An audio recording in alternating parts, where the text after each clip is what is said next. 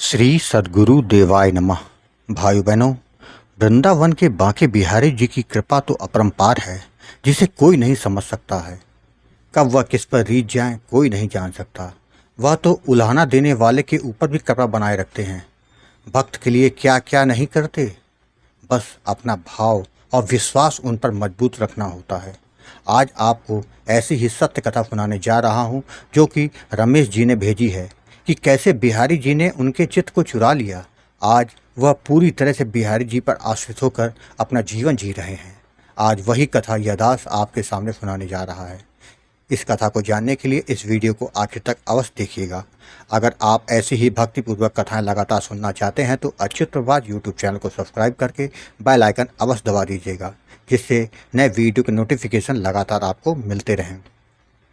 रमेश जी ने बताया कि मैं सरकारी विद्यालय में अध्यापक का कार्य करता हूँ। वर्तमान समय में मैं बिहारी जी का भक्त हूँ। 6 माह में एक बार बिहारी जी के दर्शन करने मैं जरूर जाता हूँ। मेरे जीवन का आधार बस केवल मेरे बांके बिहारी जी ही हैं। उनकी कृपा हमेशा से अपने भक्तों पर रहती है। इस दास पर भी हुई, और ऐसी हुई कि अब बिहारी जी के सिवा कुछ अच्छा नहीं लगता। मेरा ज़्यादा समय केवल बिहारी जी के सिमरन नहीं गुजरता है। उन्होंने तो जैसे मेरा चित्त ही छीन लिया, परंतु पहले ऐसा नहीं था। मैं पहले केवल नॉर्मल जैसे घर पर पूजा करते हैं वैसे ही पूजा पाठ किया करता था। वह भाव नहीं था, वह विश्वास भी नहीं था जो कि आज की तारीख में है। करीब 10 वर्ष पूर्व की बात होगी। मैं अपने दोस्त के साथ पहली बार मथुरा जी आया था। वहाँ हम लोगों ने जन्म स्थान के दर्शन किए। उसके बाद एक रेस्टोरेंट में खाना खाया। वहाँ से हम लोग वृंदावन आ गए। वहाँ आकर हम लोगों ने कुछ मंदिरों के दर्शन किए। वहीं एक आश्रम में रुकने को जगह मिल गई, जहाँ हम लोगों ने रात गुजारी। अगले दिन नहा धोकर हम लोग बिहारी जी के मंदिर दर्शन करने गए। रास्ते में हमने लस्सी पी। मैंने लस्सी का पैसा दिया तो कुर्ते की जेब में पर्स रख लिया, किंतु मुझे यह नहीं मालूम पड़ा कि पर्स जेब में न जाकर वहीं गिर गया है। वहाँ से हम लोग दर्शन के लिए गए। बिहारी जी के भोग के लिए हमने मीठा और फूल माला ली, जिसका पैसा मैंने देने के लिए जब जेब में हाथ डाला तो पर्स तो जेब में था ही नहीं। मैं एकदम अवाक रह गया। मैंने काफ़ी ढूंढा, किंतु होता तो मिलता ना। खैर, पैसा तो मेरे मित्र ने दे दिया, किंतु मेरे मन में आया कि अच्छा, मैं वृंदावन दर्शन करने आ गया, मेरी जेब किसी ने काट ली। पर्स में सारे पैसे थे जो कि करीबन 8,000 के आसपास थे।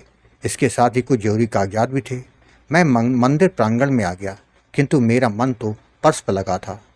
मैंने बिहारी जी से मन ही मन प्रार्थना करी कि आपने मुझे इसलिए बुलाया था कि मेरा पर्स चोरी हो जाए।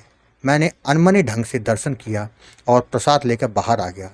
समझ नहीं पा रहा था कि क्या करूं, क्योंकि उसमें जो पेपर थे उसके लिए मुझे फिर से सारा झाम करना पड़ेगा। मेरी मानसिक अवस्था उस समय ठीक नहीं थी। मैं अपनी उधेड़ बुन में था। मेरे दोस्त ने कुछ कहा, किंतु मुझे कुछ सुनाई नहीं दिया। अभी हम कुछ ही दूर गए होंगे कि किसी ने मुझे पीछे से आवाज़ दी, मास्टर साहब। मैं रुक गया। पीछे मुड़कर देखा तो एक 9-10 साल का लड़का दौड़ा चला आ रहा था। उसने कहा, यह पर्स आपका है। यह उस जगह गिरा था जहाँ आपने लस्सी पी थी। मैं बहुत खुश हुआ। मैंने पर्स खोल कर देखा तो उसमें सारे कागजात, पैसे, सब कुछ थे। मैंने उस लड़के से पूछा, तुम कहाँ रहते हो? तो बोला, वृंदावन में ही। मैं उसे कुछ देने के लिए पर्स खोला तो उसने कुछ भी लेने से इनकार कर दिया। वह बोला कि आपको इसलिए यहाँ नहीं बुलाया गया था कि आपका पर्स चोरी हो जाए। मैं एकदम हैरान, क्योंकि यह बात तो मैंने बिहारी जी से मानसिक रूप से गुस्से में कही थी। तब तक वह बालक दौड़ता हुआ मेरी आंखों के सामने से ओझल हो गया। मैं स्तब्ध रूप से वहीं खड़ा रहा। मेरे दोस्त ने हिलाकर मुझसे कहा, अब तो खुश हो ना, तुम्हारा पर्स मिल गया। मैं बोला, नहीं, मुझसे बहुत बड़ी गलती हो गई। उसने पूछा कि क्या हुआ? मैं कुछ बोला नहीं और सीधे बिहारी जी के मंदिर की ओर चला गया। वहाँ जाकर बिहारी जी के सामने मैंने क्षमा याचना की कि प्रभु, अपने इस तुच्छ दास को क्षमा कर दो। मैंने भूलवश न जाने क्या कह दिया। आपका बच्चा हूँ, मुझे माफ़ कर दो। मेरे कारण आपको कष्ट हुआ, आपको मंदिर के बाहर आना पड़ा। आप मुझे जो दंड देना चाहें वो मुझे दे सकते हैं, मुझे सहज स्वीकार है, किंतु आज के बाद से अब मैं आपका दास बनकर ही रहूँगा। मैं काफ़ी देर तक वहाँ खड़ा रोता रहा। तभी एक बुजुर्ग आ गए। उन्होंने पूछा कि बेटा क्या हुआ? तो मैंने सारी बात बता दी। उन्होंने कहा कि बिहारी जी की लीला कोई नहीं समझ सकता, तुमको अपनी गलती का एहसास हो गया है, वही बहुत है। बिहारी जी कभी अपने भक्त से नाराज नहीं होते, वो तो केवल कृपा करते हैं। वहाँ से आने के बाद भी मैं कई दिनों तक रोता रहा। तो एक दिन स्वप्न में बिहारी जी ने मुझको दर्शन दिया और बोले कि मैं भक्तों से कभी नाराज नहीं होता, वो मेरे ही तो हैं। उस दिन के बाद से मुझे केवल बिहारी जी ही हर पल याद रहते हैं। वह बहुत ही दयालु हैं, वो बहुत ही कृपालु हैं।